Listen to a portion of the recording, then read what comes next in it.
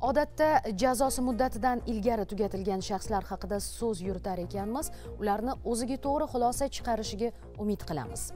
Chunki jazoni o'tash davrida jinoyatning turi emas, balki uni qay tartibda o'talgani sud tomonidan hisobga olinishi qonun bilan asoslab qo'yilgan. Bu jarayonda qilgan qilmishining jamiyat uchun qanchalar ziyon yetkazganligini ham inobatga olish albatta muhim.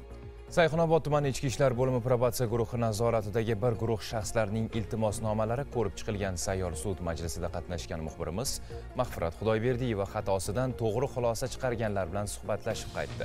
Hozir shu haqida. Tarbiyasi og'ir o'g'il bolalarga ixtisoslashgan maktabda o'qituvchi bo'lgan bu insonga sud tomonidan muayyan huquqdan mahrum qilingan holda ozodlikni cheklash jazosi tayinlangan edi.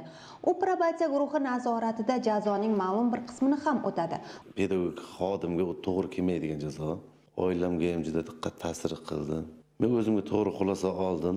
Bolalarga bunaqa qattiq qo'llik bilan ishlash juda qiyin, unga ko'proq bolalarga psixologik maslahatlar berib, to'g'ri yo'l ko'rsatish kerak ekan. Uni urib, unga tan jarohati yetkazibsiz. Jinoyat ishlari bo'yicha Sayxunobod tuman sudining sayyor majlisida jazo muddati muhokama qilingan bu pedagog hamkasblari oldida ham boshi egik holda jazo o'tayotgan edi.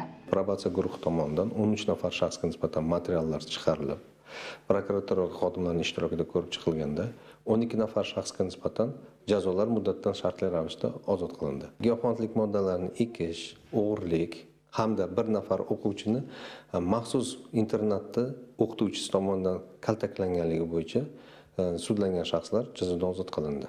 Bir nafar shaxsimiz muqaddam ikkinchi marta imkoniyat berilgan yengillikdan unumli foydalanmasdan yana spirtli ichimlik iste'mol qilganligi sababli unga ushbu ozod cheklash jazosi ozoddan mahrum qilish jazosiga almashtirildi. Bu kun Mag'firat Xudoyberdiyeva, O'tkir Boymatov, Sirdaryo.